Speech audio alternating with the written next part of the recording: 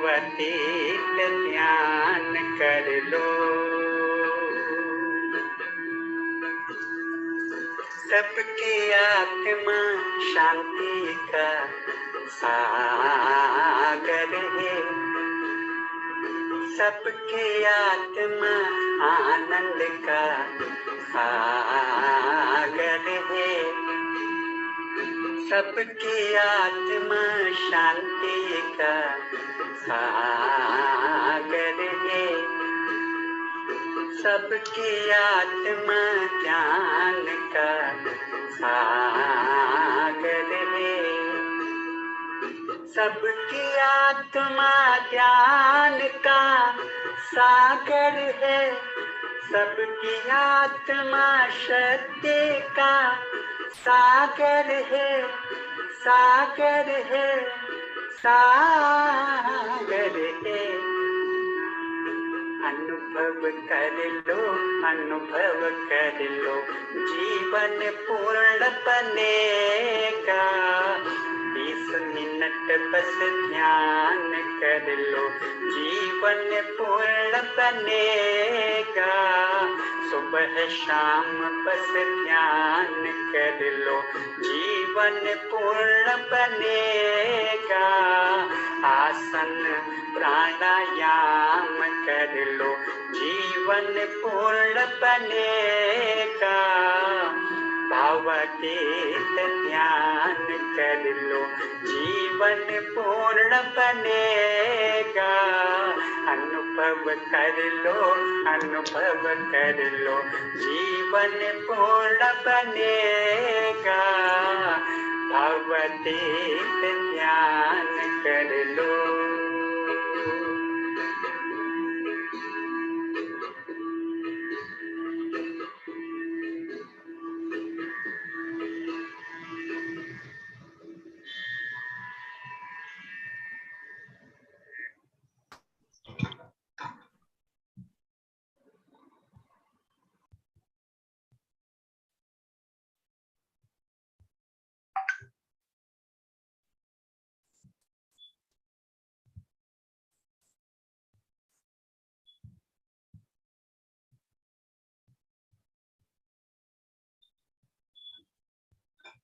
So we have 2 more minutes.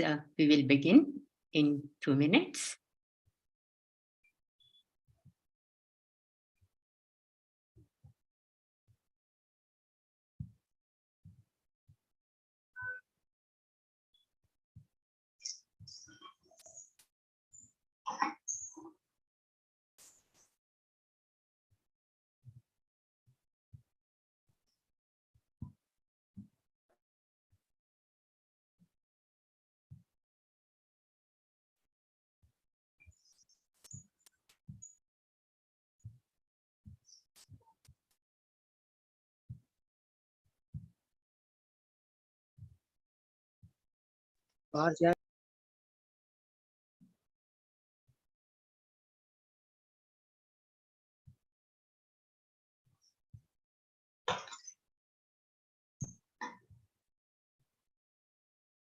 Okay.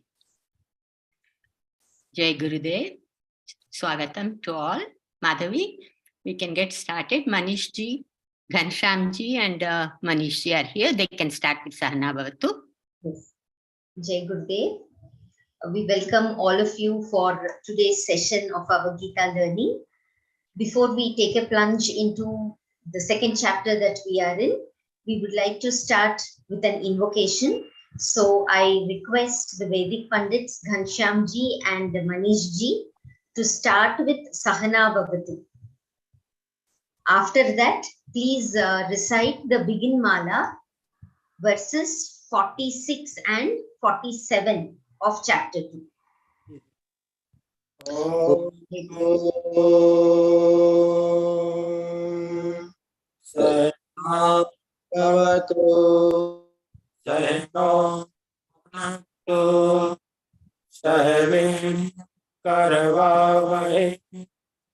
तेजस्विनावधेतमस्तु मा विद्विषावहै।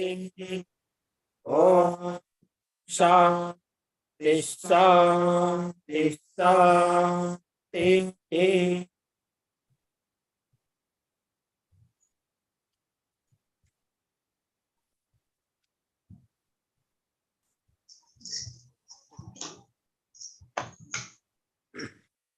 Om Shri Paramatmane Namaha. Om Yamanartha Udapane Sarvasam Plutodake Avam Sar Subhesu Brahmanasya Vimanata Karmanyevadikaraste Ma Kadachana Ma Phalahe Karbo Ma Te Sankosvakarmani Om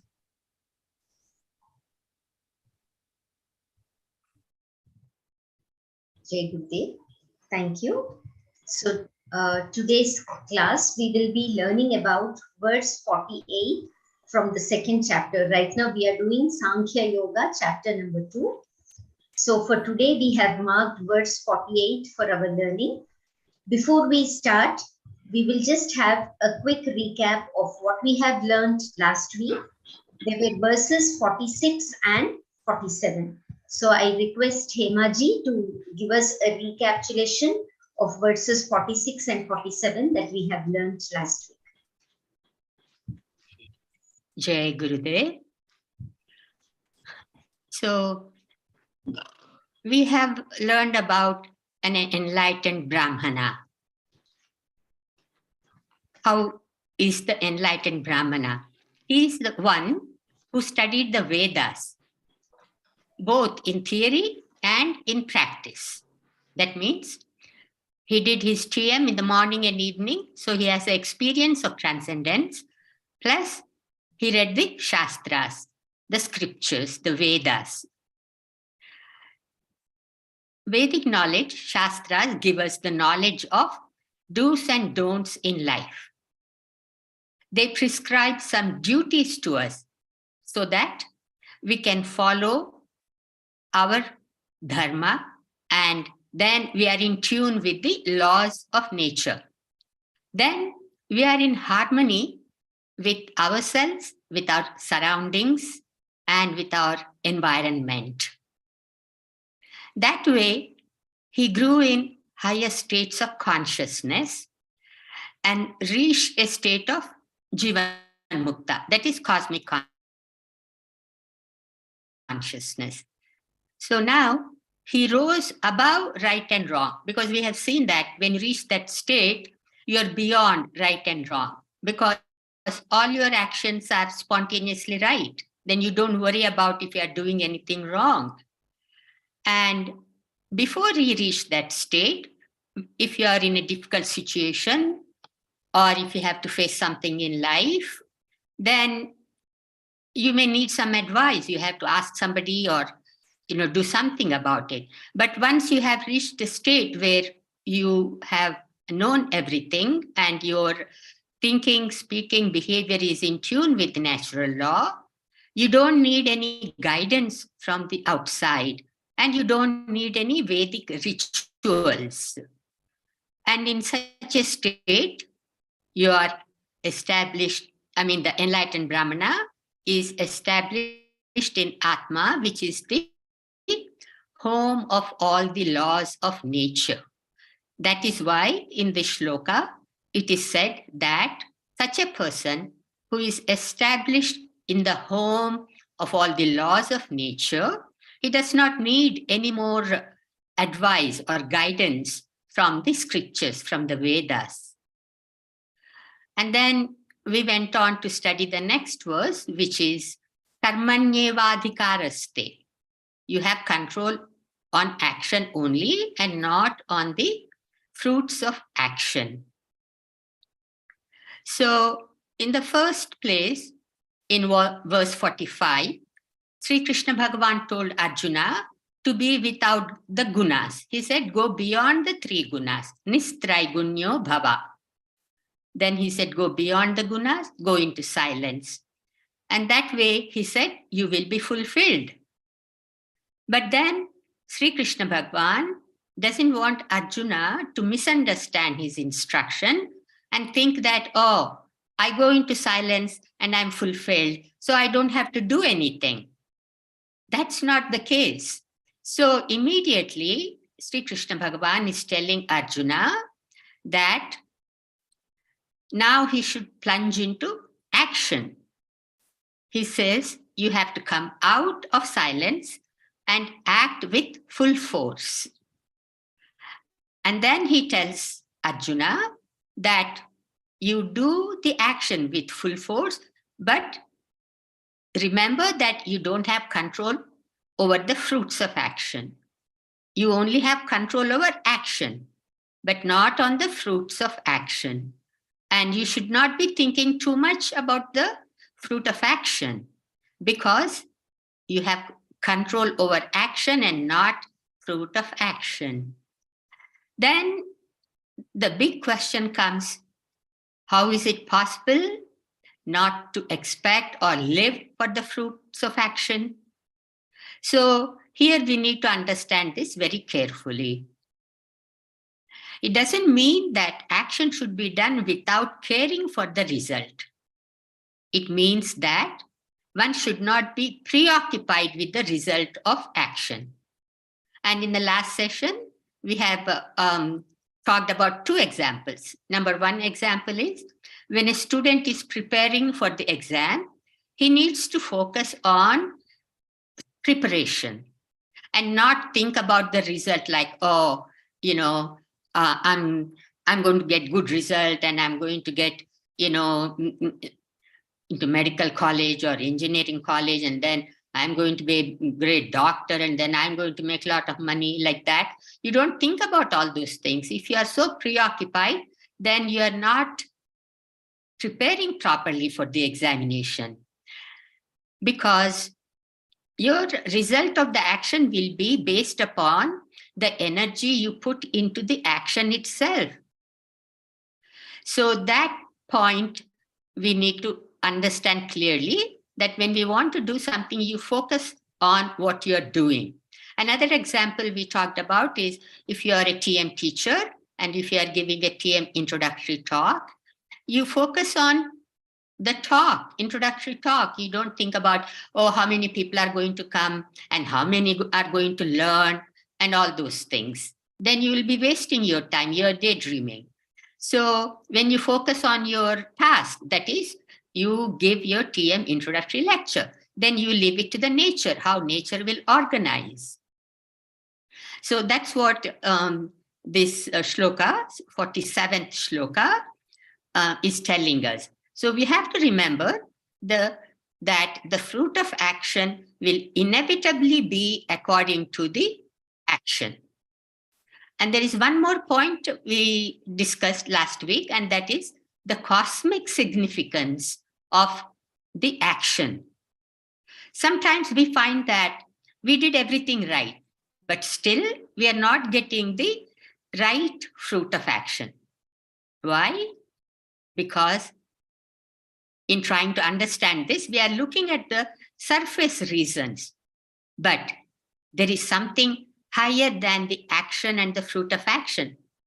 That is the divine. There is that unseen force that is at the basis of action. And that divine force is the one that gives the ultimate fulfillment to our actions. That is also beyond our control. And I mentioned that this point is brought about in chapter 18, the last chapter of Bhagavad Gita. And then I quizzed you, and Madhavi got the correct answer. So I would like Madhavi to read that shloka and tell them what you found out about the shloka, that the divine, the unseen force, how that is connected to our action. Go ahead, please, Madhavi. Thank you, Hemaji.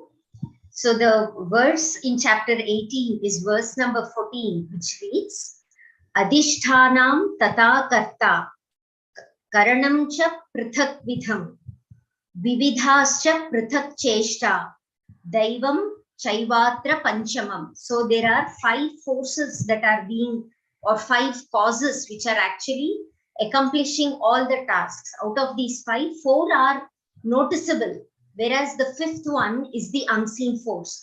So the 5 factors are mentioned as the body, the doer, the various senses, and the various different functions performed by these senses. So we are well aware of all these 4. The 5th and the most important is Daivam Chaivatra Panchamam, the unseen force. The 5th element is the God that is there. Very good. Okay. So, any questions on the recap? Otherwise, we will move on to the Shloka 48.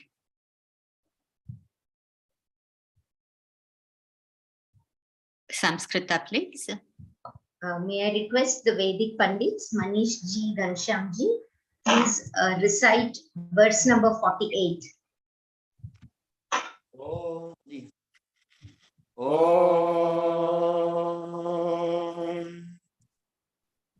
Yogastha Guru Karmani Sangam Tyaktva Dhananjaya Siddhya Siddhyo Samo Bhutva Samatvam Yoga Uchyate Om.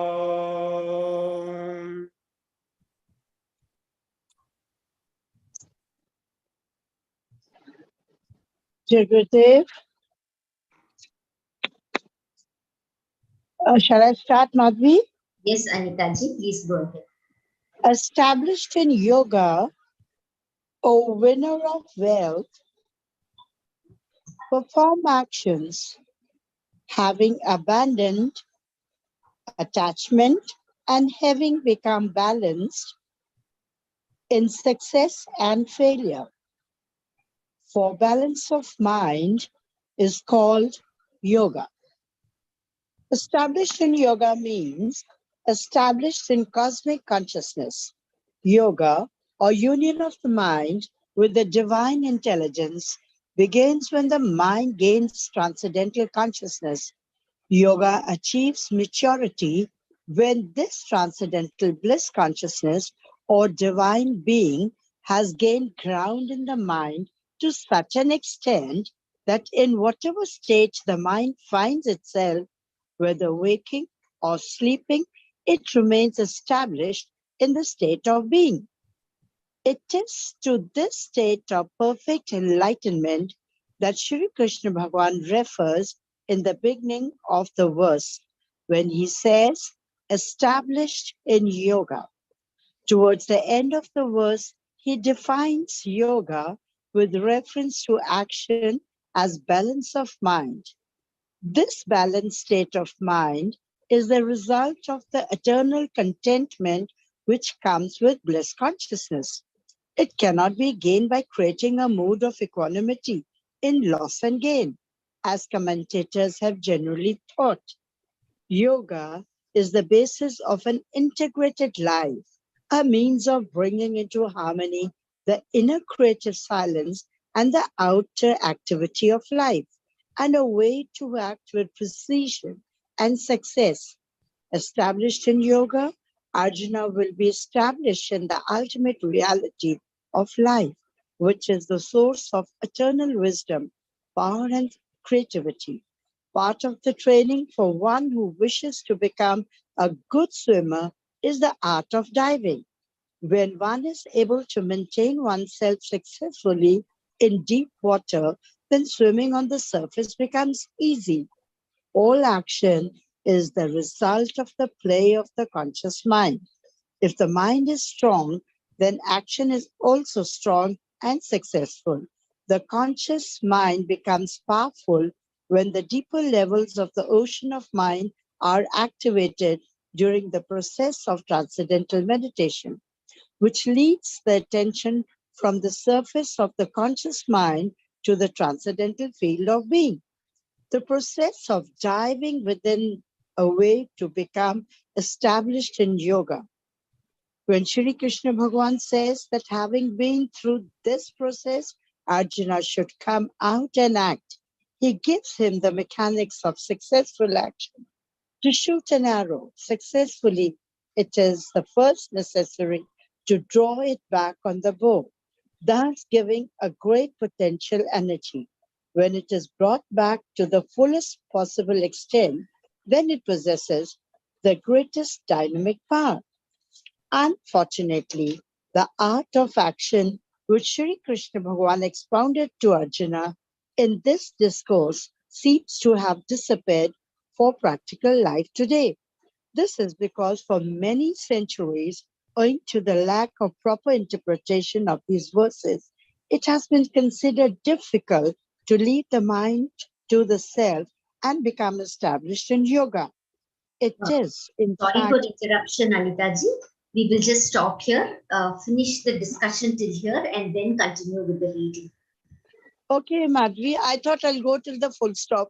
Okay, fine with me. It's fine. Thank you. Come. Because it completes on the next page in the full stop, the whole this thing. Yeah, It's but so it fine. has been split according to the meanings. So we stop here when it is brought back to fullest possible extent, when it possesses the greatest dynamic power. Yes. Okay. Can we have the explanation, Hemaji? Yeah.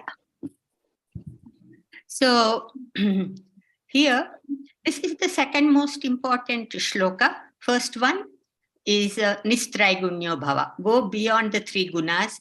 In verse 45, Sri Krishna Bhagavan had instructed Arjuna.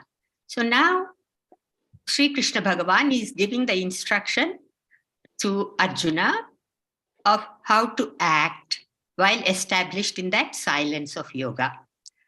So yoga means union of mind with Atma. Another name for Atma is divine intelligence. And that is an experience of silence. We all know from our transcendental meditation experience that when the mind is settling down, we feel more and more silence inside of us. We feel more peaceful. We feel the mind is settling down. So this experience begins when the mind settles down completely, when you transcend and you enter into that ocean of silence. We heard in the song before we started, Atma Shanti ka sagar hai.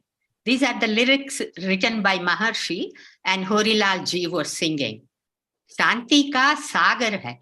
Ocean of silence is within you, is what Maharishi said in that song.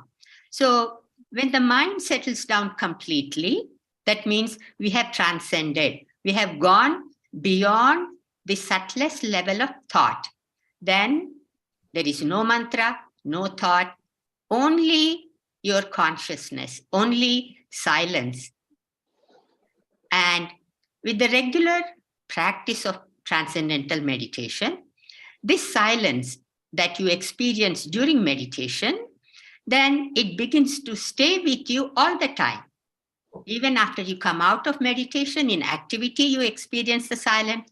When you're sleeping, you feel the silence. And when you're dreaming, the silence is there with you all the time, 24/7. This is what is meant by yoga stha.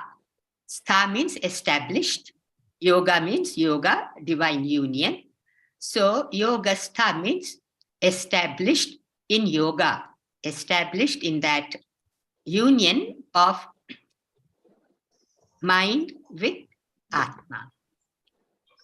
So by being established in yoga and by being established in Atma, which is the ultimate reality of life. And this ultimate reality of life, that is Atma, it is the storehouse of Sat, Chit, Ananda. I'm sure most of you heard these three words. Sat means energy. Chit means intelligence. And then Ananda is happiness.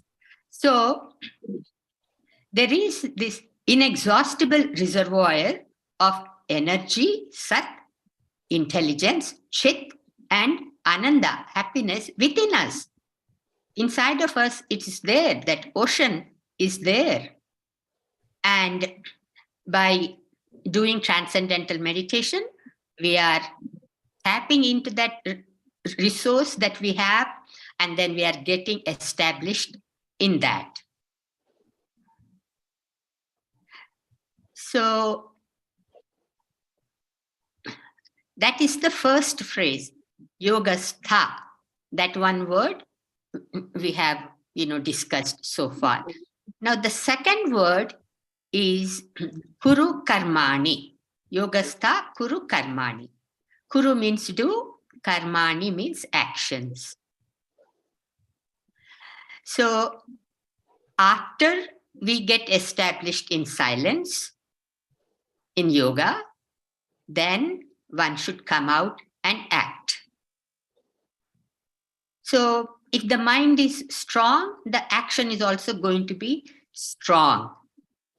And the mind is powerful when it goes to the deeper levels of awareness. So in meditation, when the mind is settling down, then we are going into deeper levels of awareness. That means the mind is becoming strong. And this is the basis of strong action. So when Sri Krishna Bhagavan is telling Arjuna to come out and act, he is giving him the mechanics of successful action. And what is the secret of successful action? Maharishi gave an example, and that is, if you are shooting an arrow, and if you want to be successful, what you do, you pull the arrow back on the bow. That way, you build up the potential energy. Then, if you release the arrow, it will hit the target. So that is the secret. If you don't pull the arrow back on the bow, then if you release it, it will just drop where it is shot from. It cannot hit the target. So this is the secret. A successful archer knows this secret. So I'll stop here and we will resume reading, okay? So we will just continue reading from the beginning of that paragraph. Okay. Unfortunately, the art of action, which Bhagwan Sri Krishna expounded to Arjuna in this discourse, seems to have disappeared from practical life today.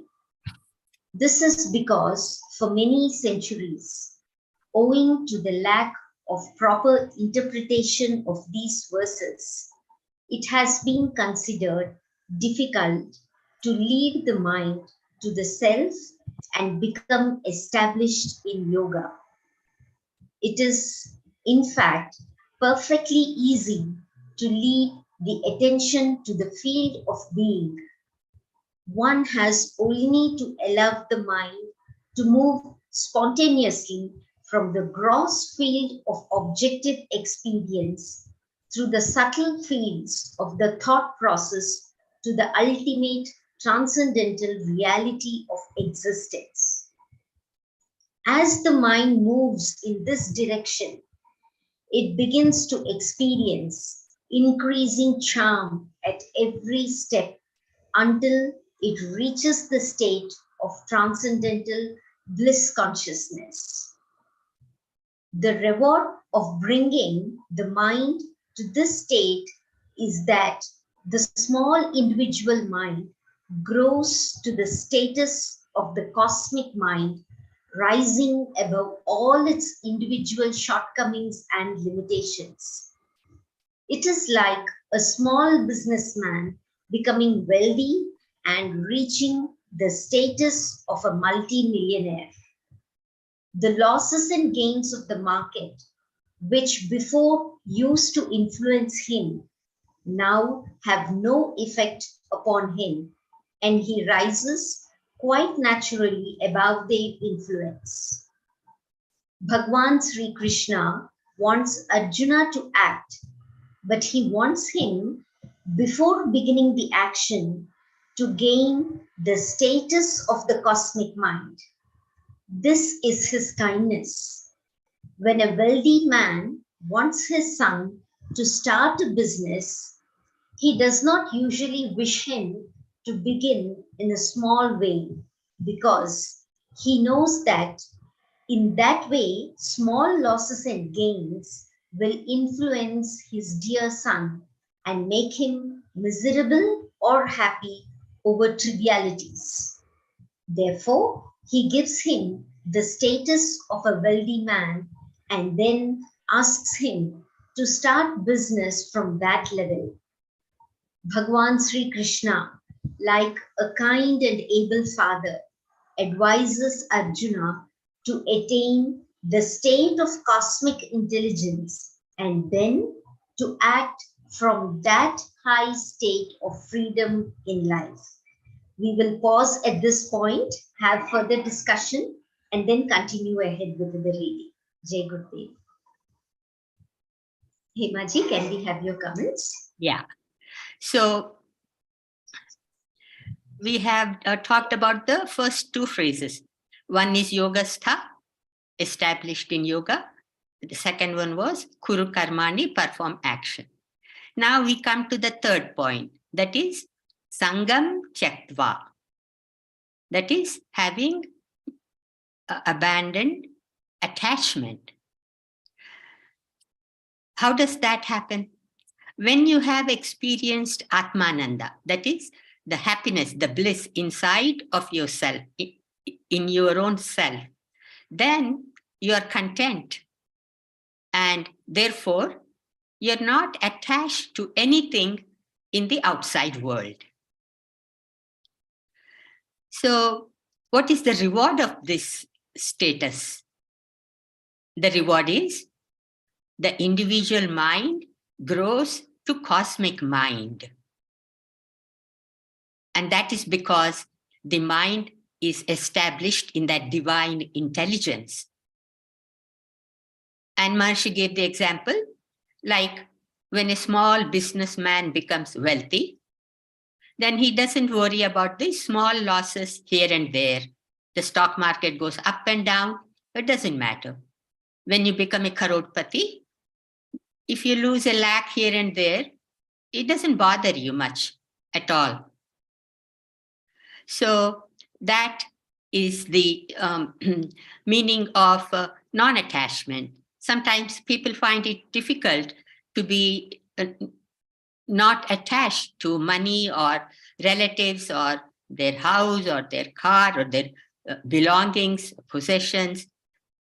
They get very upset. Their happiness is dependent on something outside. And then, you buy a car and unfortunately, you get into an accident, the car is total. There goes your happiness. That's because you're attached to your car. And so, as opposed to that state where you're dependent on something outside of yourself for your happiness, in this situation, when we are established in the self, you're not dependent on anything outside of you, because the self itself is Ananda. So you have that happiness. So it doesn't matter what is happening outside. You are not dependent on the outside possessions. Okay, so let us resume reading now. Yes, Hemaji. Anitaji, can we have the continuation of the reading from there?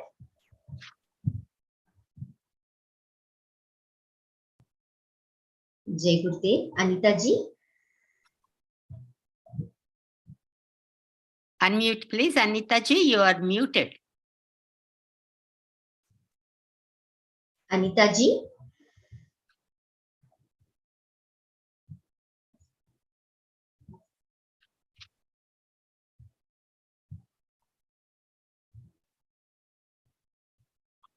I think she has lost her connection. Lost the connection. Okay, you continue, Madhavi. You can continue, or Sunita can continue. One of you. Yes. Sunita, would you go ahead?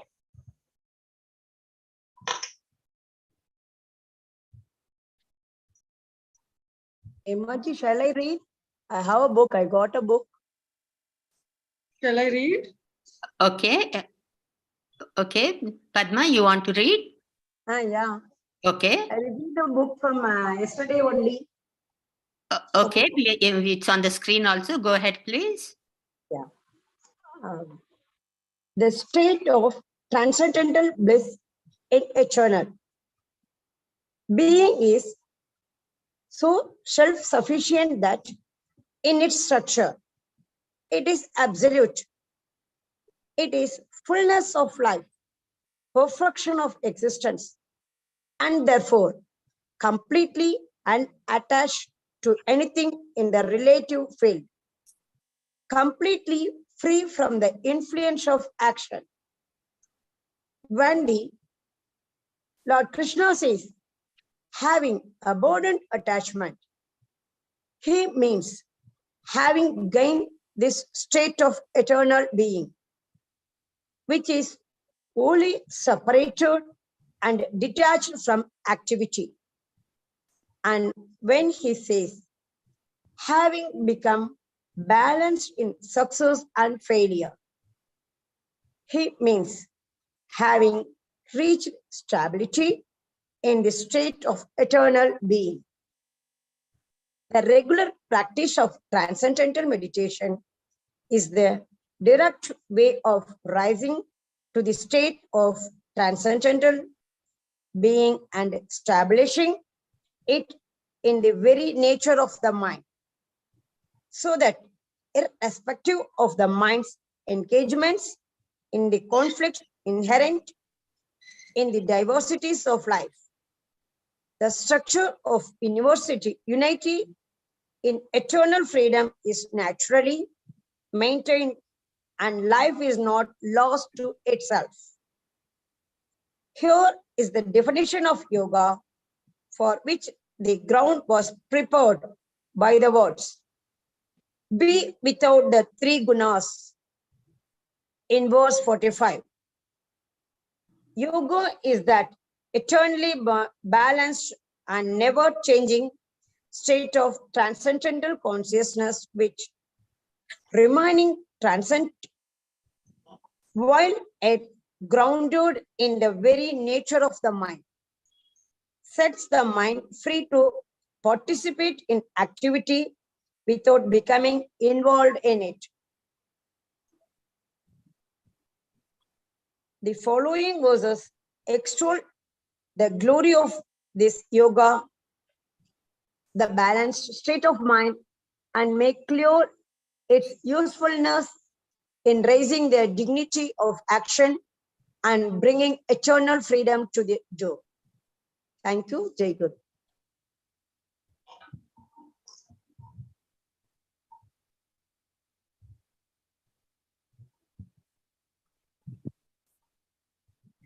Jai Gurudev Hemaji, can we have your comments on this?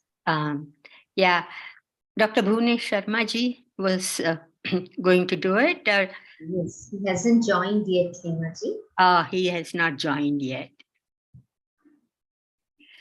So here in this next phrase, 3 phrases we have covered.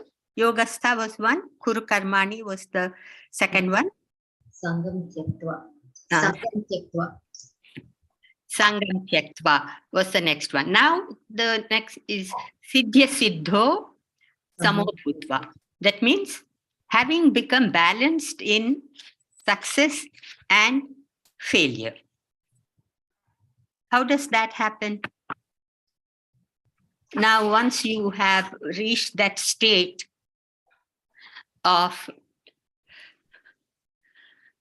inner peace, inner contentment, inner strength, you have that ability to stay balanced in success and failure. So here, yoga means balance of mind. In the beginning part of this shloka, yoga means union of the mind with Atma. But now in the last part of the shloka, the meaning here is samatvam, means being balanced. So in this whole shloka, it's a very beautiful shloka and very important, gives us a very practical technique of how to perform action. The secret of being successful is to go into silence first, bring that silence into our activity, and then we are successful in everything we do.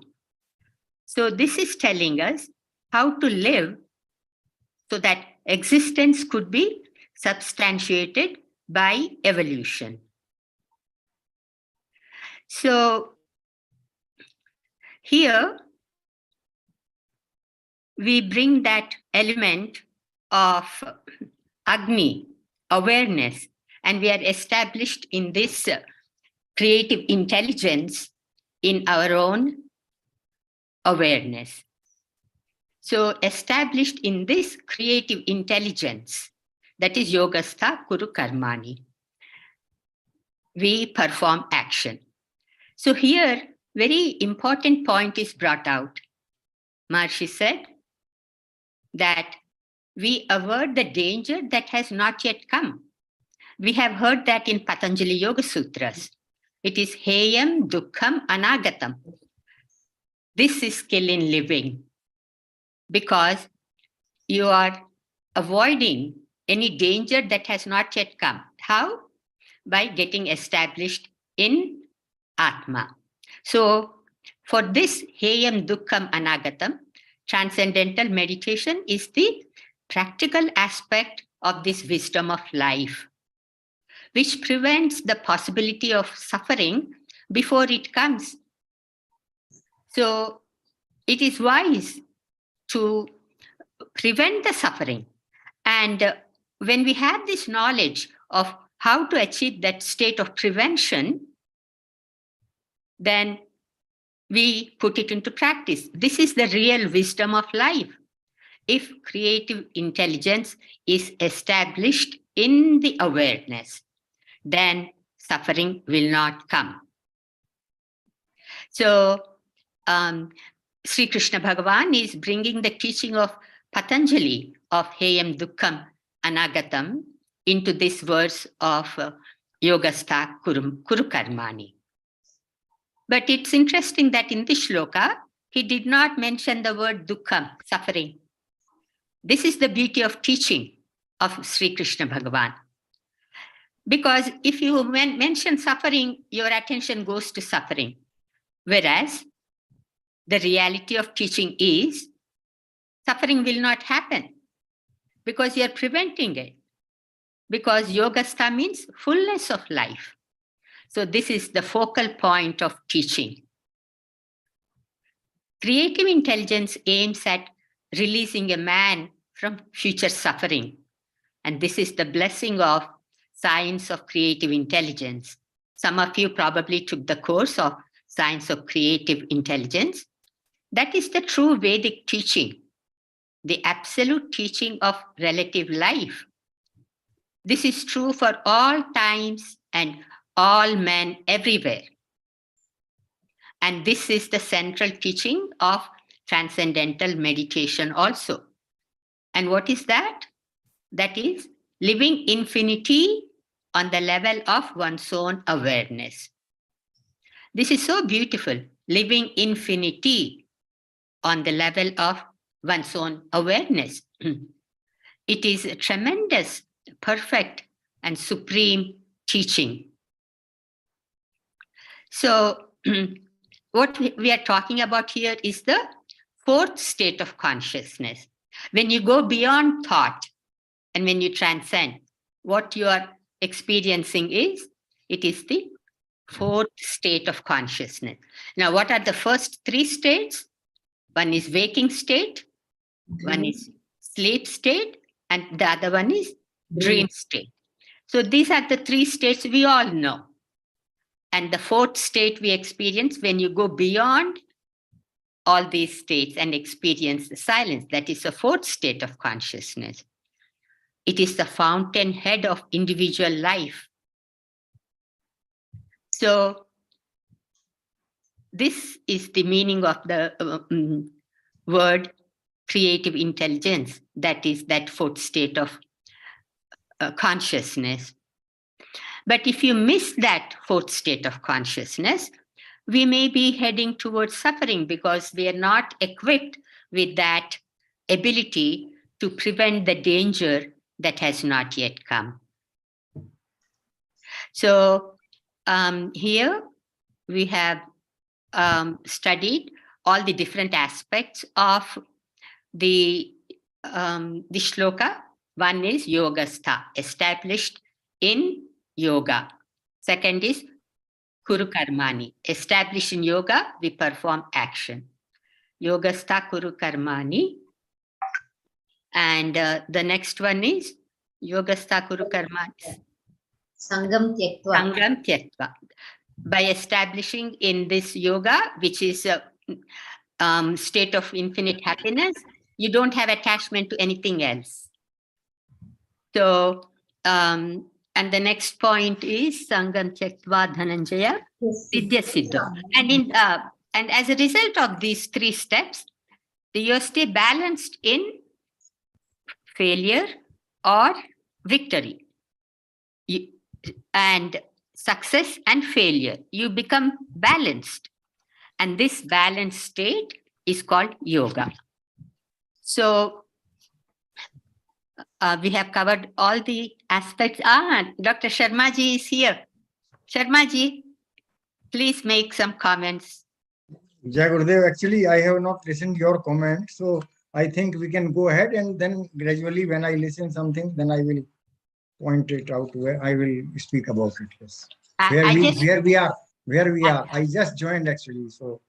Okay. I just finished your part. What you were going to say, because you were not there. I commented on what you were supposed to do already. I finished.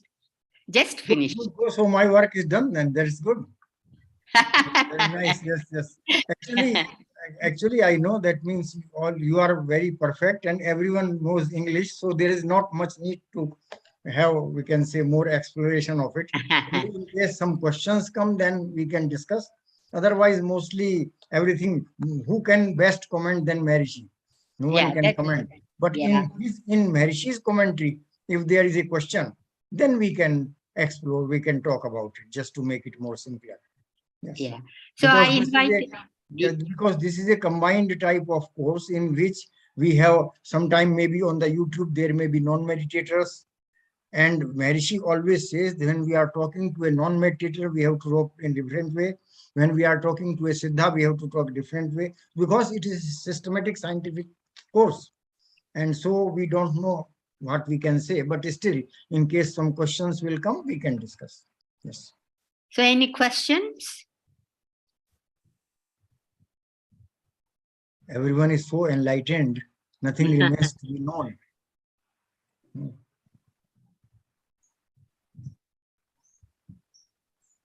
Good, so you should go ahead then. Yes. Yeah. So, if you want to make any comments, then you can go ahead, Bhuvneshji. Actually, I can only say that Maharishi has spoke about that we have to get established in the self and then act from that state of consciousness. Because basically, in India, most of the people, they think then one has to make a mood of being in equanimity, to have balance. Like it says, Sukh Dukkhe Samay Kratva, means in happiness or in sorrow, they try to maintain the equanimity.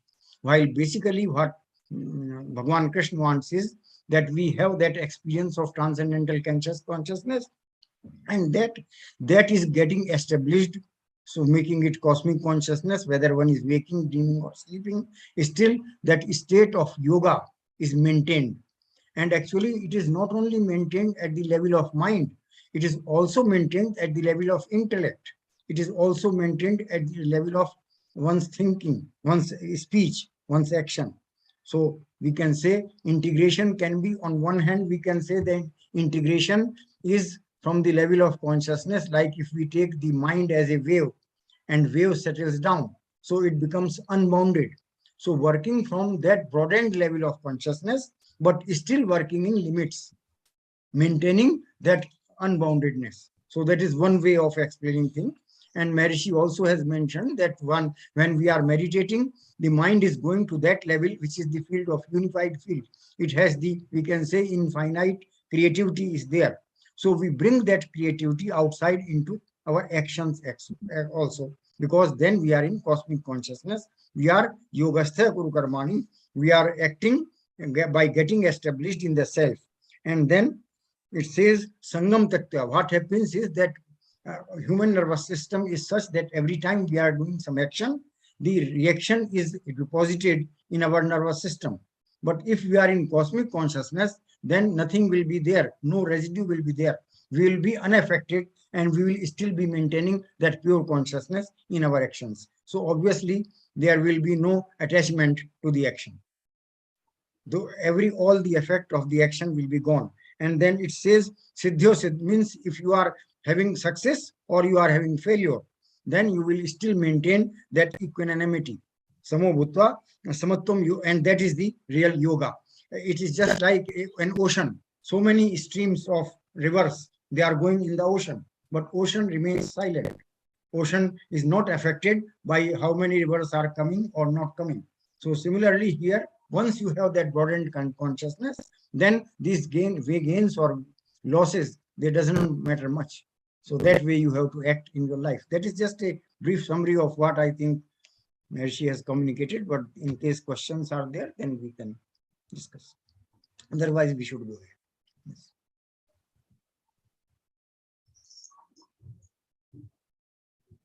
अपने यहाँ कहते हैं जब आवे संतोष धन सब धन धूर समान. Santosh, contentment within, that is the most important thing.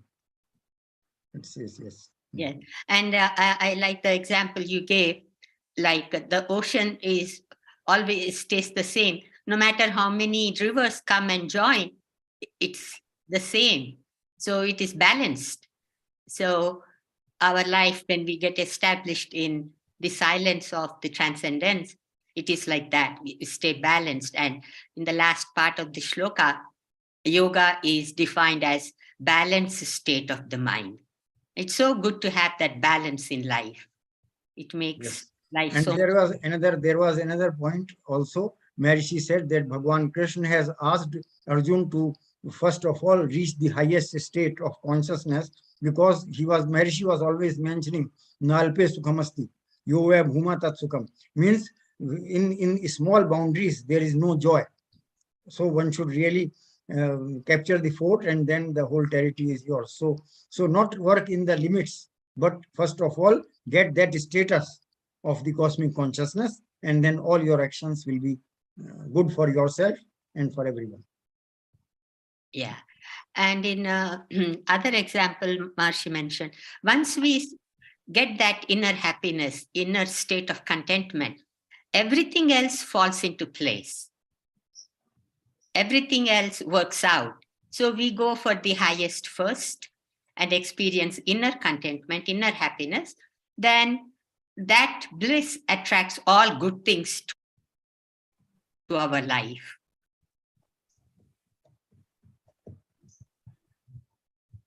Good. So any questions?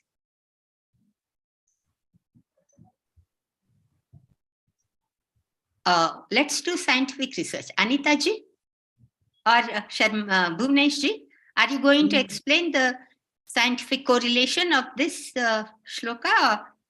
No, we let Anita ji do it. Anita ji, go ahead, please. So verse 48, which is verified by scientific research through Maharishi Transcendental Meditation, shows increased EEG coherence. High levels of EEG coherence measured during Transcendental Meditation are significantly correlated with less neuroticism, higher creativity, greater efficiency in learning new concepts, more principled moral reasoning, higher verbal intelligence, higher academic achievements, and greater neurological efficiency. One study has even found out that the practice of transcendental meditation program, individuals showed significant increased EEG coherence during the practice in contrast to their own eyes closed control condition. The balance of mind is called yoga, relates to correlations between duration of practice of transcendental meditation and high EEG coherence. So we have seen in this verse, there are such beautiful scientific researches, and I'm sure Bhuvneshi will put light and give us more knowledge about it. Jai Gurudev. Actually, you have very nicely already explained, but I would just like to add that it shows, the research is showing that there is more brain wave coherence, because some people may not even know what EEG is. It is electroencephalograph, and then it shows that when one is meditating, there is more harmony in the brain waves. And not only that, after meditation, during activity also, that harmony is maintained for, we can say, in the beginners for few hours, but then in the long-term meditators, it continues. And that is why it is showing that the IQ is better. So not only the mind, but the intellect also is getting better. The action is also getting better. So yoga is reflecting not only at the level of mind, but at the level of all, we can say, the level of intellect, ego, speech, action, everywhere. The yoga is exhibiting the harmony, and we can say that high potential from acting from the state of equanimity. So that is the practical proof, we can say, scientific proof. And Bhuvneshi, could Yes. we add also that then we have seen in the balanced state of mind, which we call yoga, then our actions become more having abandoned attachment, and they become more balanced in success and failure.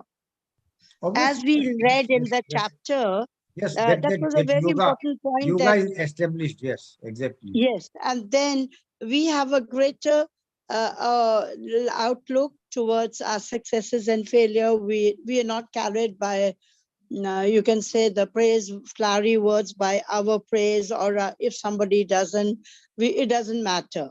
It doesn't matter at that point of You time. know, every statement in the field of the knowledge, it is such that one statement is correct from one angle, but in another context, it can be different. You know, the context is very important. Here in this context, we can say that is okay. But in some other context, like we can say, one cannot expect that what way one is behaving, because it is his own hardware. There are two things now. There is hardware and software. Software. So you can, Right. for Durvasa ji, for Durvasa Rishi, anger is the hardware. It is in the hardware. So for him, it may be natural. So Yeah. you see, it is very difficult to say in different contexts things are like that. But it does show, the scientific research anyway is showing that the intellect becomes better, and the one is able to comprehend better. And one can focus the attention and still comprehend the two opposite qualities. The comprehension and focusing attention, they are two opposite qualities. But then the consciousness is able to act, we can say, putting together both the two opposites. Got it. Thank you. Yes. Good. So we should go ahead then. Okay. So shall we go ahead with the second chapter recitation? We can do the full recitation today. Ghanshyam and Mukesh ji, द्वितीय अध्याय का पारायण आरंभ कीजिए. पूरा अध्याय करना.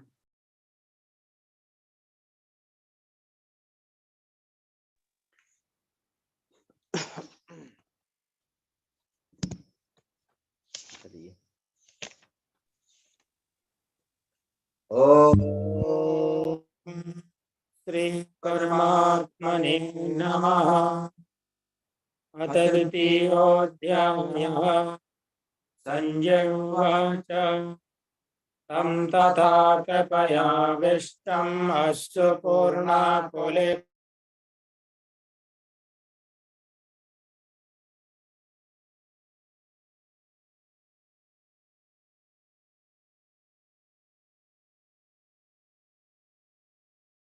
Jai Gurudev, any one of you please unmute yourself. All the mics are muted.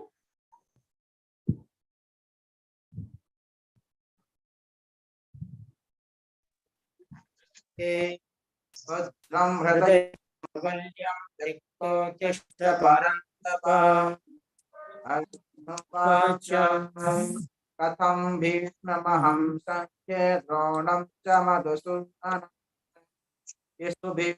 योत्स्यामि पूजार्हावरिसूदन गुरून् हत्वा हि महानुभावान् श्रेयो भोक्तुं भैक्षमपीह लोके हत्वार्थकामास्तु गुरोनिहैवा भुञ्जीय भोगान् रुधिरप्रदगधान् न चैतद्विदमः कतरन्नो गरीयो यत्त्वा जयेति वागोदयेयुः याने महत्त्वा न जिजीविषामास्ते स्थिता प्रमुखे धार्तराष्ट्राः कार्पण्यदोषोपादस्वभावा गच्छामि त्वां सर्वसम्पूर्णम् यस्यान्निश्चितं ब्रूहि तन्मे सस्त्यस्तेऽहं साधिमां त्वां प्रपन्नम् न हि प्रपश्यामि ममानुपद्यात्यशोकमुच्छोषणमिन्द्रियाणाम्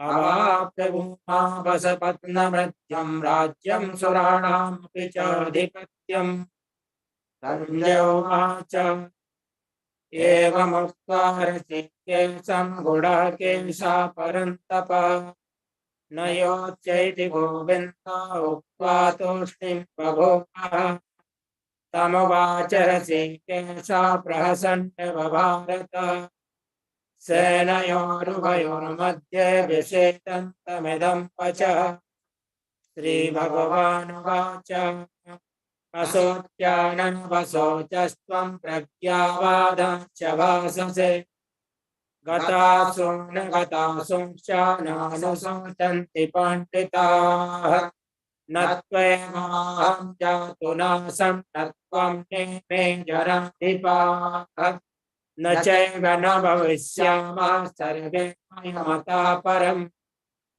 देहिनोऽस्मिन् यथा देहे कौमारं यौवनं जरा तथा देहान्तरप्राप्तिर्धीरस्तत्र न मुह्यते मात्रा स्पर्शास्तु कौन्तेय शीतोष्णसुखदुःखदाः आगमापायनो नित्याः शान्तितिक्षस्व भारत यं हि नाभिधयन्त्येते पुरुषं पुरुषर्षभा समदुःखसुखं धेनं सोमृतत्वाय कल्पते नासतो विद्यते भावो नाभावो विद्यते सतः उभयोरपि दृष्टान्तस्तुनयोस्तदर्शिभिः अविनाशी तु तद्विद्धि येन सर्वमिदं ततम् विनाशमव्ययस्यास्य न कश्चित् कर्तुमर्हति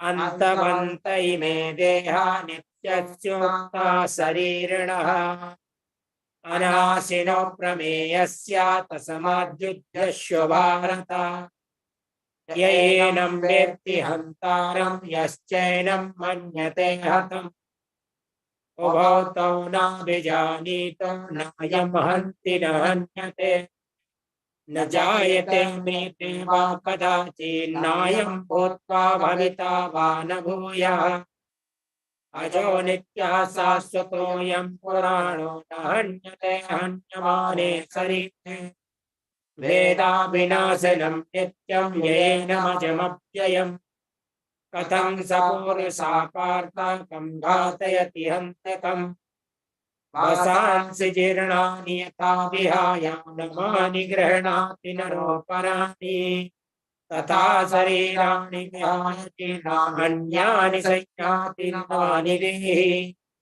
नैनं छिन्नन्ति शस्त्राणि नैनं दहति पावकः न चैनं क्लेदयन्त्यापो न शोषयति मारुतः अच्छेद्योऽयमदाह्योऽयम् अक्लिद्योऽसोऽस्त्येव च नित्यः सर्वगतस्थाणो रचनोऽयं सनातनः अव्यक्तोऽयमचिन्तोऽयम् अविकार्योऽयमुच्यते तस्मादेवं विदित्वैनं नानुशोचितुमर्हसि अथ चैनं नित्यजातं नित्यं वा मन्यसे मृतम् तथापि त्वं महाबाहो नैवं शोचितुमर्हसि जातस्य हि ध्रुवो मृत्युर्ध्रुवं जन्म मृतस्य च तस्मादपरिहार्यर्थेन त्वं शोचितुमर्हसि अव्यक्तादीनि भूतानि व्यक्तमध्यानि भारत अव्यक्तनिधनान्येव तत्र का परिदेवना आश्चर्यवत् पश्यति कश्चिदेनाम् आश्चर्यवद् वदति तथैव चान्यः आश्चर्यवच्चैवन्यः शृणोते श्रुत्वाप्येनं वेत्तैव कश्चित् देहे नित्यमबध्येऽयं देहे सर्वस्य भारत तस्मात् सर्वाणि भूतानि न त्वं शोचितुमर्हसि स्वधर्ममपि चावेक्ष्य न किञ्चिदुपर्हसि धर्माद्धियुद्धार्थेयोऽन्यक्षत्रियस्य न विद्यते यदच्छया चोपपन्नं श्रुतगद्वारमपावृतम् सुखिना क्षत्रियाः पार्थ लभन्ते युद्धमीदृशम् अथ चेत्त्वमिमं धर्मं सङ्ग्रामं न करिष्यसि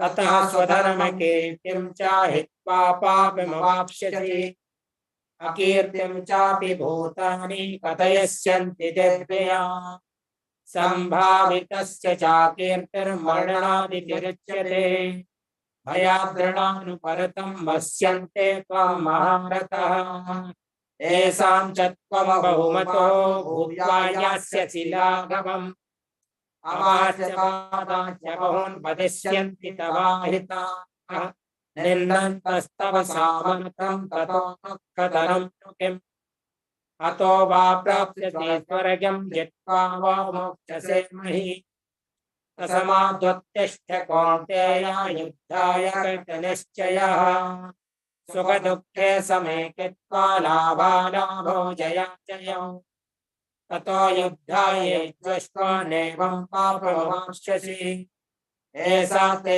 पीतासां ते बुद्धिर्योगे मां शृणु बुद्ध्या युक्तो या पार्थ कर्मबन्धं प्रहास्यसि नेहाभिक्रमनाशोऽस्ति प्रत्यवायो न विद्यते स्वल्पं वस्यस्य धर्मस्य त्रायते महत्त्वमया व्यवसायात्मिका बुद्धिरेकेह कुरुनन्दन बहुशाखायनन्ताश्च बुद्धयो व्यवसायिनः यामिमां पुष्पितां वाचं प्रवदन्ते विपश्चितः वेदवादरतः पार्थ नान्यमस्तीति वादिनः कामात्माना स्वर्गपरः जन्म कर्म फलप्रदा क्रियाविशेष बहुलां भोगेश्वर्य गतिं प्रति भोगेश्वर्य प्रसक्तानां तया बृहदचेतसा व्यवसायात्मिका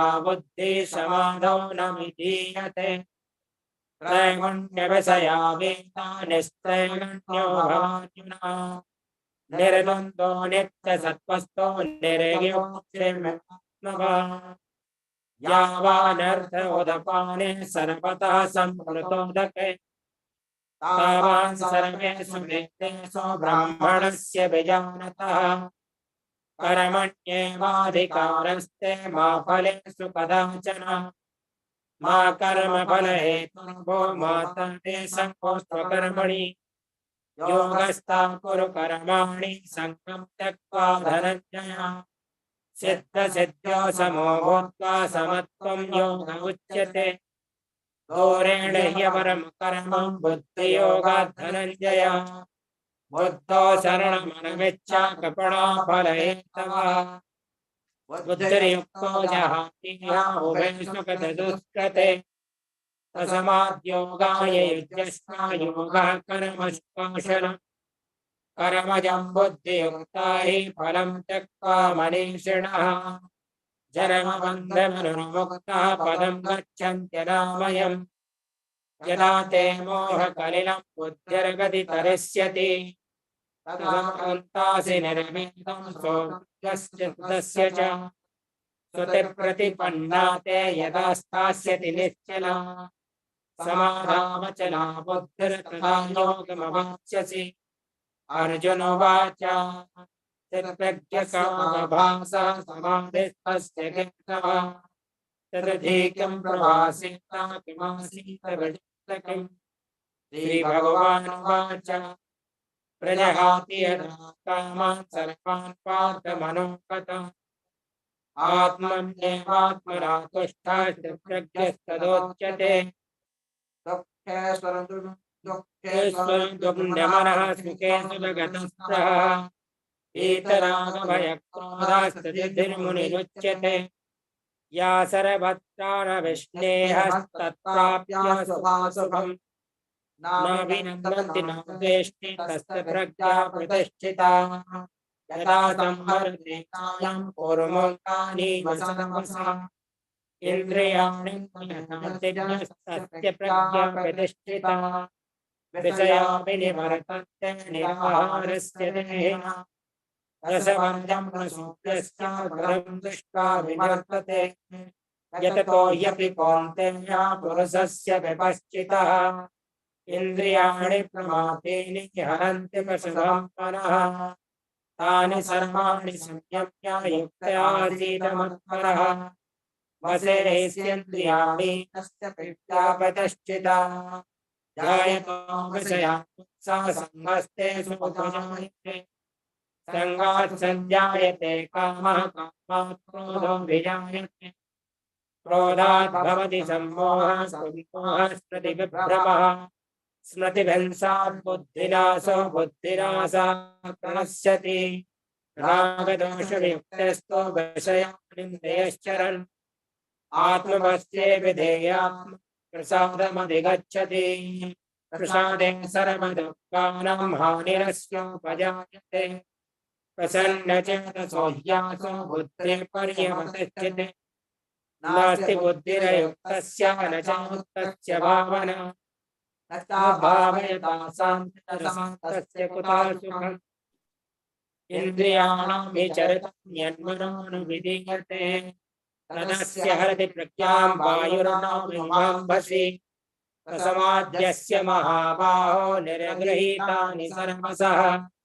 इन्द्रियाणीन्द्रियार्थेभ्यस्तस्य विद्या प्रतिष्ठिता यानि सा सर्वभूतानां तस्यां जागर्ति संयमी यस्यां जागृति भूतानि नानि सा पश्यतो मुने अपूर्यमा च प्रतिष्ठं समुद्रमापा प्रवसन्ति यद्वत् तद्वदकामायं प्रवसन्ति सर्वे शान्तिमाप्नोति न कामकामी विहाय कामान्यवसरान् उपाश्चरति निःस्पृहः निर्ममो निरहङ्कारः स शान्तिमधिगच्छति एषा ब्राह्म्यस्थितिः पार्थ नैनां प्राप्य मुह्यति तत्त्वास्यामन्तकालेऽपि ब्रह्मनिर्वाणमिच्छति ॐ तत्सदिति श्रीमद्भगवद्गीतासु उपनिषत्सु ब्रह्मविद्यायां योगशास्त्रे श्रीकृष्णार्जुनसंवादे साङ्ख्ययोगो नाम द्वितीयोऽध्यायः श्रीकृष्णार्पणमस्तु श्रीकृष्णाचन्द्रार्पणमस्तु श्रीकृष्णचन्द्रार्पणमस्तु ॐ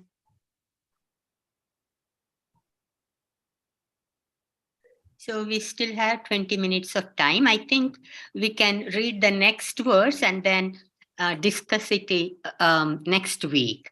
So that will be verse 49. Anita ji, you can read the verse 49. You missed your reading because you lost connection.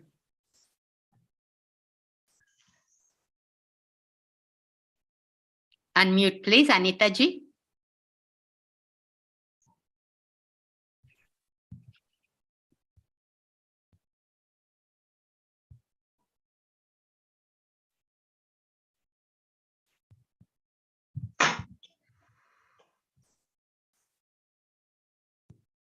Maybe she stepped out for a minute.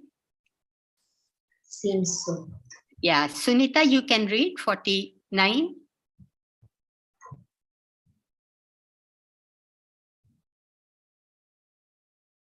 Yes, ma'am. Okay, go ahead.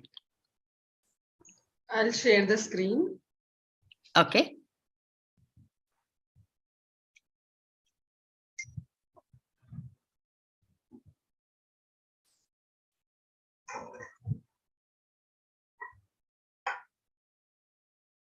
Should I read the Sanskrit or Um, Ghanshyam ji and Manish ji, read 49 karenge?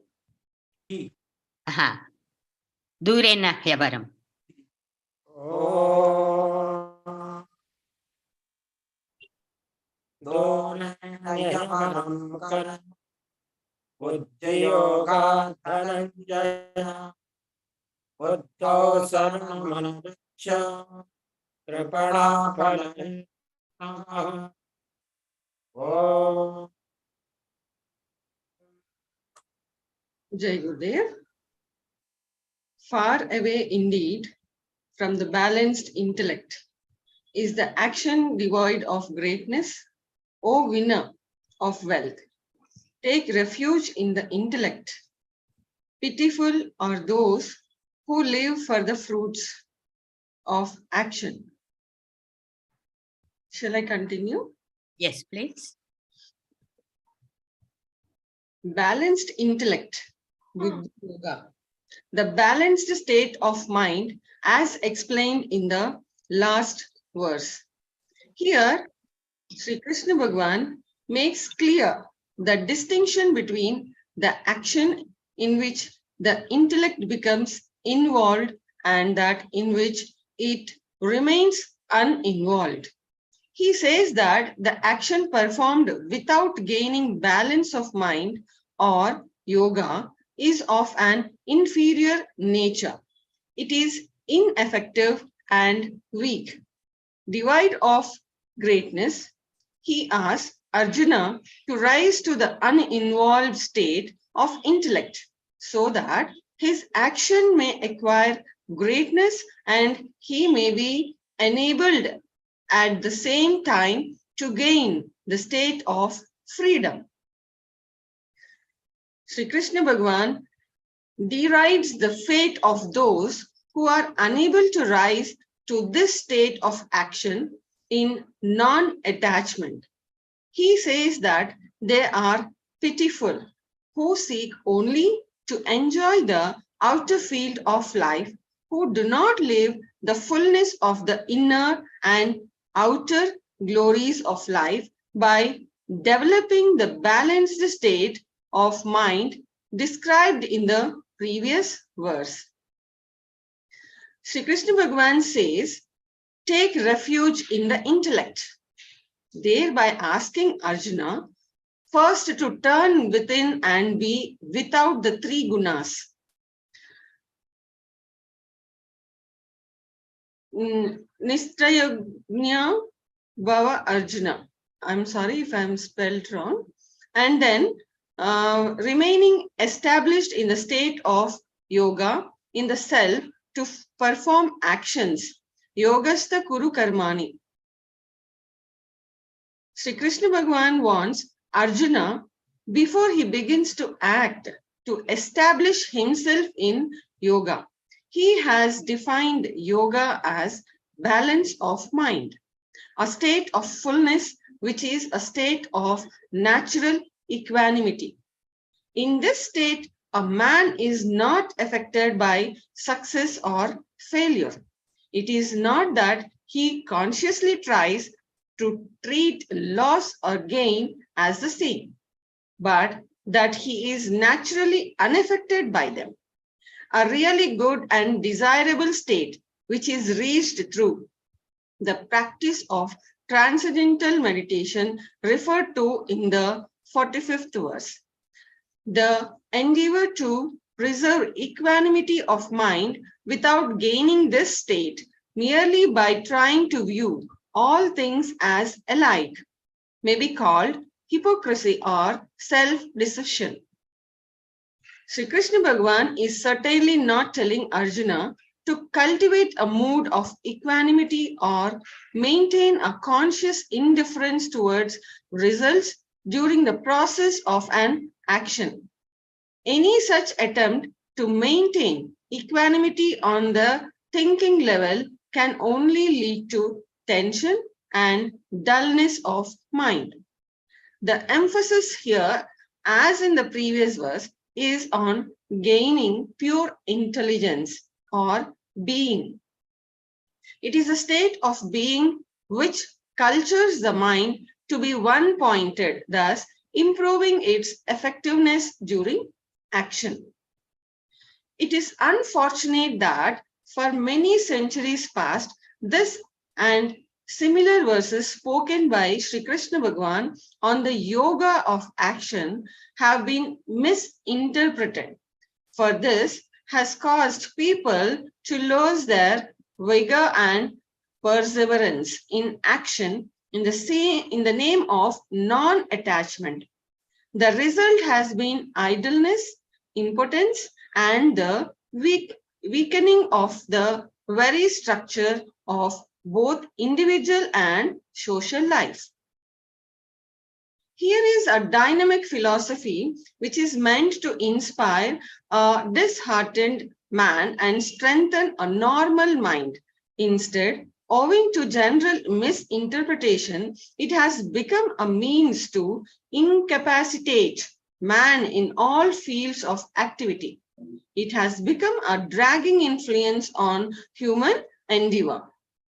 The whole philosophy of karma or action is clearly explained to Arjuna so that he may become an integrated and dynamic person. Sri Krishna Bhagavan says, pitiful are those who live for the fruits of action.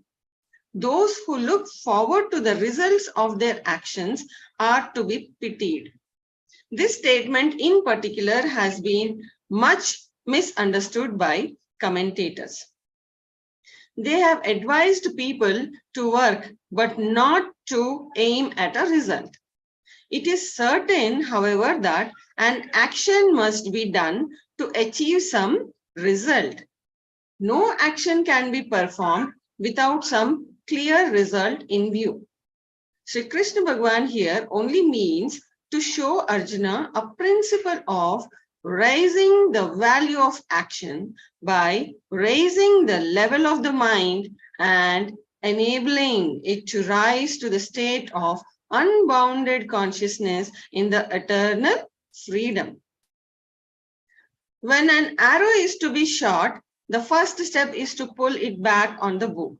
If instead, in the hurry of things, the arrow is shot forward without being pulled back on the bowstring, then the aim will not be achieved. The target will not be reached. The action will be without force and the actor will remain unfulfilled. Sri Krishna Bhagavan means that pitiable are those who are in such a hurry to achieve the fruit of action that they begin to act without adequate preparation to make the action forceful. They are not pitiable because they aim at the fruit of action, as so many commentators wrongly declare, but because they fail to achieve the full fruit of their action. They are pitiable because they do not know how to make their actions yield the maximum result and bring fulfillment to their aspirations. They are pitiable because they are nothing for the cause, they care only for the effect. In this way, they lose opportunities for improvement and greater gain. The intellect is the source or cause of action. Therefore, Sri Krishna Bhagavan says, take refuge in the intellect and far away indeed from the balanced intellect in the action devoid of greatness. Unless his mind is withdrawn and brought back to the absolute state of intellect, a man's deeds in the world will be weak, and that is why he is called pitiable. Now, pitiable is, he says the Brihadaranyaka Upanishad. Sorry if I Brihadaranyaka Upanishad. Brihadaranyaka Upanishad. Yeah. Who fails to commune with the inner divine consciousness. He is pitiable because he is neither able to enjoy the full result of his actions nor to overcome their binding influence. Action is performed on the level of senses, but as its origin at the inception of the thinking process, a thought starts from the deepest level of the mind. It is appreciated on the thinking level, where it takes the form of a desire. Desire, in its turn, expresses itself in the form of action. This is why Sri Krishna Bhagavan says that the balanced intellect and the field of action are far apart. One is on the level of absolute life energy, the other is on a weak and diffused level of energy, because as the process of manifestation of a thought develops into action, the concentration of energy becomes weaker. For this reason, Sri Krishna Bhagavan declares that they are pitiable who tend towards action alone rather than towards a resolute state of intellect first and then to action later. He who practices transcendental meditation and becomes acquainted with the inner divine consciousness truly enjoys the greatest fruit of action in the world. At the same time, he grows increasingly free from bondage and eventually achieves integration of life. This is the purpose of Sri Krishna Bhagavan's teaching. Take refuge in the intellect. It introduces the ideal principle for the integration of life and provides a simple technique for its achievement. Sri Krishna Bhagavan wants Arjuna to have a deep conviction and a clear conception of the relationship between the state of yoga and action, and also between yoga and the doer. Jai Gurudev.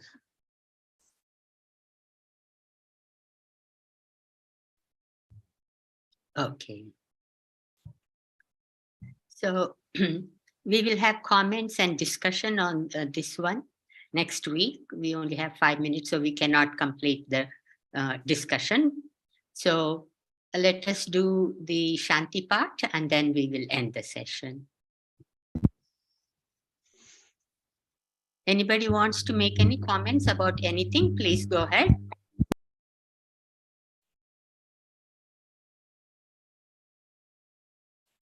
Okay. Shanti part, please.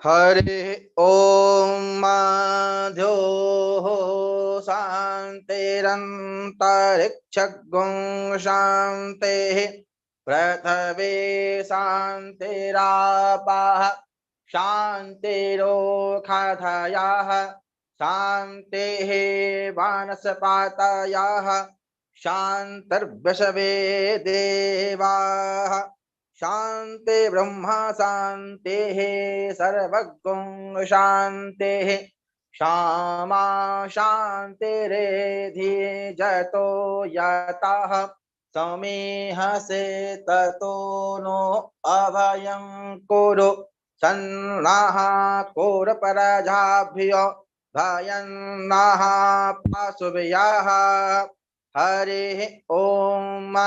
Om Shanti शांति शांति। जय गुरुदेव।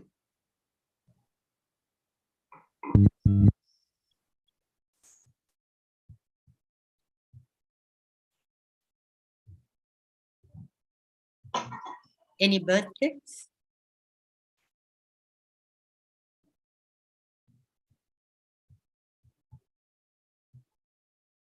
No. Okay. We can close now, Madhavi. Yes. So thank you very much, all of you, for joining us in the learning of verse 48. We will continue with our commentary on these verses, on the upcoming verses in the next class. Jai Gurudev. All of you can, We can come on to the camera and unmute ourselves so that we can wish each other Jai Gurudev. It would be a pleasure to view all of them who are as participants. Jai Gurudev. Jai Gurudev, Namita. Jai Gurudev, Namaji. Jai Gurudev, Bani. Jai Gurudev, Padma. Jai Gurudev. Bella is here. Pratibha. Gita is listening. She said she cannot talk. And thank you, Manishji and Ghanshamji for nice recitation. Jai Gurudev, ma'am. I'm listening only, ma'am. Jai Gurudev. Jai Gurudev. And Jai Gurudev to Happy Girl. And thank you, Anita ji. We missed Jai you. Gurudev. Jai Gurudev. Jai Gurudev. Pratibha is here.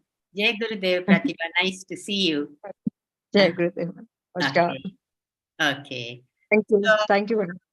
Yeah. Now we'll close the meeting now. We will meet next week, same time. Jai Gurudev. Jai Gurudev. Jai Gurudev.